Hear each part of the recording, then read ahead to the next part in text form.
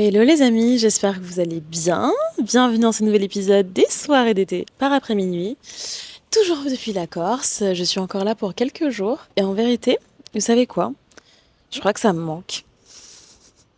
Je crois que ça me manque d'être vraiment à fond en mode boulot, productivité, Paris, super wifi. Enfin, je sais pas comment vous dire, j'adore les vacances. Mais bon, déjà, j'arrive pas à faire des vacances genre où tu fais rien, mais je vous ai déjà expliqué que pour moi, ça, c'est pas forcément les vacances. Pour moi, les vacances que j'aime, c'est quand je pars et que je prends le temps de faire les choses, en fait. Pour moi, la définition des vacances, c'est l'allongement du temps. C'est prendre le temps. Prendre le temps pour tout, ne pas te presser, ne pas regarder la montre, ne pas suivre des contraintes que t'as pas envie de suivre. Tu vois, pour moi, c'est vraiment ça, les vacances. Mais du coup, je crois que tu sais, j'ai hâte aussi de la période où je vais être à Paris. J'aurais pas encore totalement repris parce qu'on va pas se mentir, le mois d'août à Paris, c'est quand même chill. Mais tu sais, je serai quand même de retour dans ma routine. Voilà. Mais bon, pour l'heure, je suis encore full Corse, full gratitude d'être là, full petit bain, full vue mer au moment où je vous parle, que vous voyez un peu en reflet là. C'est trop beau d'ailleurs, j'espère que le son ça va et que vous n'avez pas trop de vent. Et aujourd'hui, j'avais envie de vous parler euh, d'un sujet autour des relations amoureuses. Enfin, autour des relations amoureuses slash introspection. Enfin bon, bref, je veux pas une intro longue parce que boring as fuck.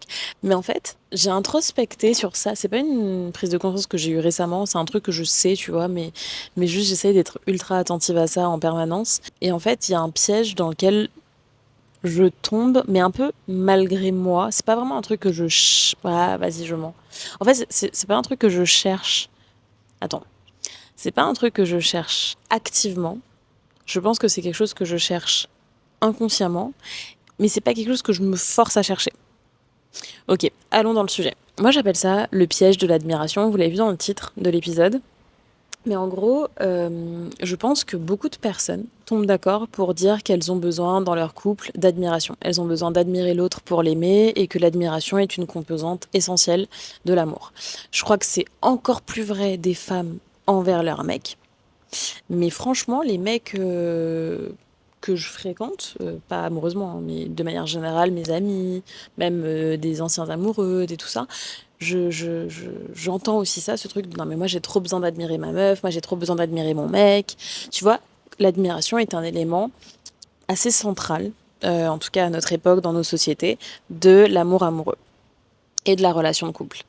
Et ça, c'est un premier point que je raccroche à un deuxième point. Souvenez-vous, moi dans mes drivers, je vous ai déjà expliqué ce que c'est les drivers. C'est en gros un peu des pensées, des croyances profondes qu'on construit pendant l'enfance et qui vont driver donc notre vie future. Il y en a 5. Donc sois parfaite, fais plaisir, fais des efforts, dépêche-toi et sois forte. Et donc moi j'ai 3 drivers principaux. Non, on en a 2, mais moi quand j'ai fait les tests, je me suis rendu compte que j'en avais 3 qui étaient très forts. Mais celui qui est numéro 1 chez moi, c'est le sois parfaite. Je vous ai déjà expliqué pourquoi, mes parents, tita. Ok, très bien, on a compris, merci. Mais donc, ce truc de soi parfaite, moi, il se déclenche beaucoup en couple. Et en fait, le piège un petit peu, c'est que souvent, euh, les mecs que je vais fréquenter vont très rapidement avoir ce truc de putain, t'es vraiment la femme parfaite. Et il y a ce truc d'admiration qui se met en place et tout. Et attention, écoutez bien ce que je vais vous dire. Est-ce que c'est confortable? De ouf, bien sûr. Qui n'aime pas être admiré? Qui n'aime pas entendre t'es la femme idéale, t'es la femme parfaite, etc. Bien sûr. Est-ce que donc c'est confortable? Oui. Est-ce que c'est agréable? Oui. Est-ce que ça flatte mon ego? Oui. Est-ce que c'est rassurant? Oui. Est-ce que j'ai peut-être inconsciemment tendance à aller vers des hommes qui vont développer ça par rapport à moi pour ne jamais être abandonnée? Sûrement que oui aussi. Est-ce que j'ai conscience de tout ça? Vous voyez bien que oui.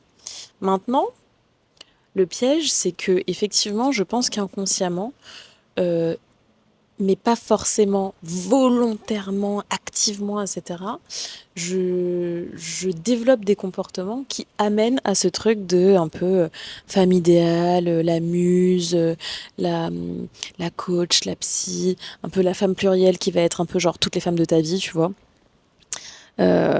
Et en fait, Ce qui est piégeux chez moi, c'est que je pense que à la fois ça fait partie de ma personnalité parce que j'ai vraiment par défaut une personnalité, une identité même, je dirais, qui est très très très plurielle. Donc en fait, c'est comme si je regroupe, je pense, parfois un peu des caractéristiques qu'on n'aurait jamais associées ensemble, tu vois ce que je veux dire? Et donc je pense que là-dessus, il y a quelque chose qui peut être peut-être séduisant, qui peut générer de l'admiration ou de la fascination, tu vois? Voilà. Et je vous dis ça, j'ai aucun, il y a aucune vanité dans ce que je vous raconte, hein. Là, je pose juste le constat et après je vais vous expliquer que justement, c'est pas si ouf que ça sur certains volets. Sur tous les volets que je vous ai dit, confort, heu, hem, sécurité affective, confiance en soi, tout ça, c'est au top, c'est génial. Et donc effectivement, je pense que comme j'ai ce driver-là depuis petite, bah, j'ai développé juste énormément de compétences variées pour pouvoir être parfaite dans les yeux de l'autre. Enfin, tu vois, je sais parce que depuis que je suis petite, j'ai essayé de développer des trésors d'ingéniosité, de conscience de moi et d'adaptabilité pour pouvoir performer ça, tu vois. Et donc, c'est génial, j'ai ce que je veux et ça, je vous l'ai déjà dit dans un épisode où je parlais être aimé ou être aimé, est-ce que je choisis les hommes parce qu'ils m'aiment et tout. Je vous renvoie à cet épisode-là si jamais vous voulez creuser le sujet. Mais du coup, j'arrive un peu à mon objectif, entre guillemets, mais qui est encore une fois pas du tout un objectif voulu. Mais bah, très rapidement, il y a ce truc d'admiration, de oh, t'es la femme parfaite, t'es la femme idéale, nani, nana, très bien, ok. Mais je vous jure que c'est un piège. Je vous jure que c'est un piège. Et si tout ce que je suis en train de dire résonne pour vous et que vous avez tendance à être cette femme caméléon qui s'adapte, euh, qui surperforme, y compris dans le lien amoureux, etc., vous allez très très bien voir où je veux en venir.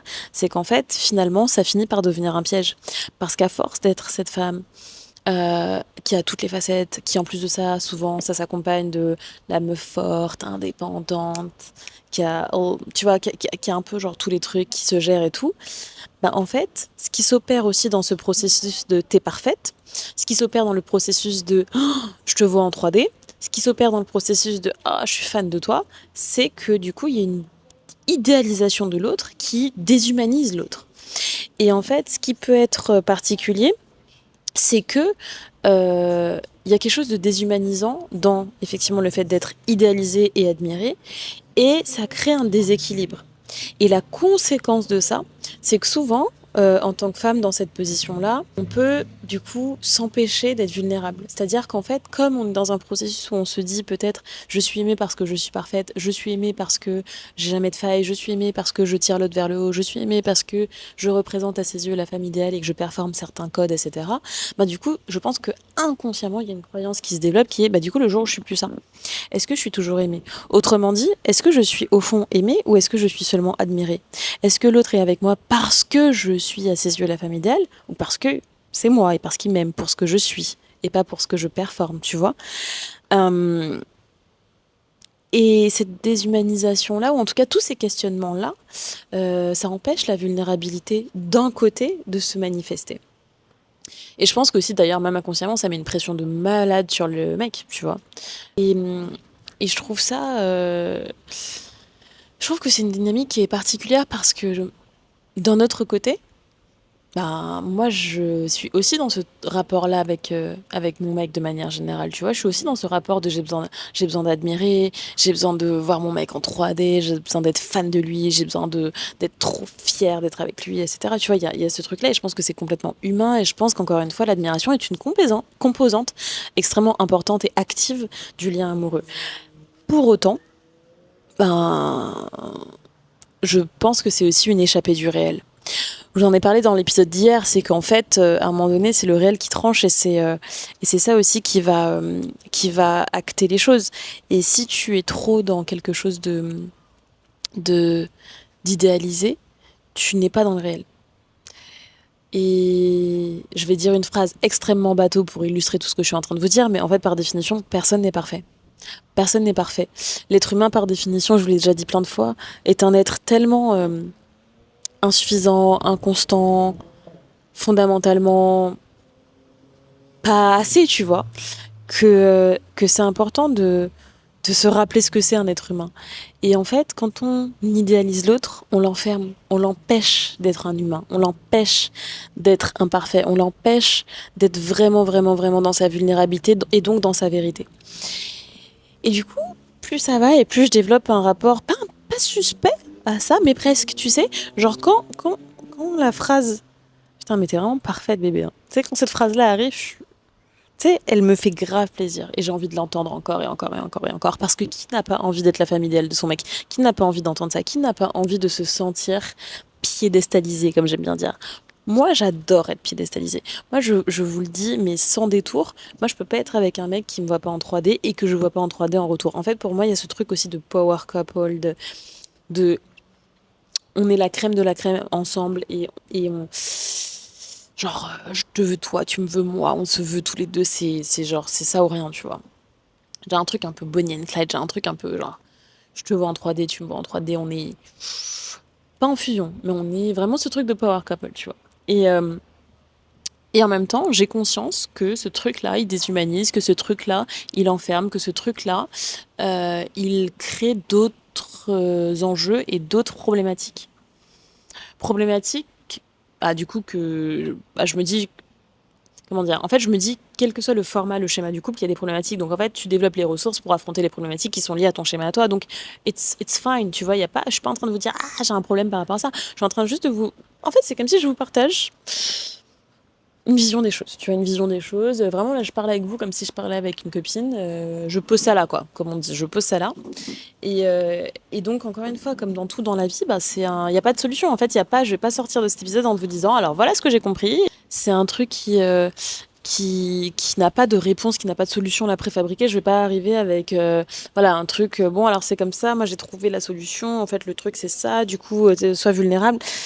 Euh, oui, en fait, tout est toujours. Enfin, sur mon podcast, vous allez toujours avoir des réflexions qui sont dans le et. Je vous ai déjà dit ça, moi je suis dans la philosophie du et, pas la philosophie du ou. Donc il n'y a pas une seule réponse unique. C'est complexe, c'est nuancé. En fait, tu composes. C'est le lundi, la bonne solution ce sera A, le mardi ce sera B, le jeudi ce sera ABC. Et puis en fait, tu composes, tu composes. Tu vois, il n'y a pas de. Je vous ai déjà dit ça, guys. Et ça aussi, c'est un défaut de notre société. Il n'y a pas de mode d'emploi, il n'y a pas de recette magique, il y a pas ça. Ça n'existe pas. Et je pense qu'à partir du moment où tu acceptes ça, tu peux commencer à aborder la vie euh, de manière plus sereine. Parce que justement, il n'y a pas de meilleure situation. Et cette histoire aussi de déconstruire tout et tout, en fait, à un moment donné, oui, on peut aller en thérapie tout ce qu'on veut, on peut déconstruire tout ce qu'on veut. On a des déterminismes, on a des injonctions qui sont ancrées, on a des croyances de fond qui s'appellent des drivers. Euh, je vais dire un truc que je déteste, c'est ok.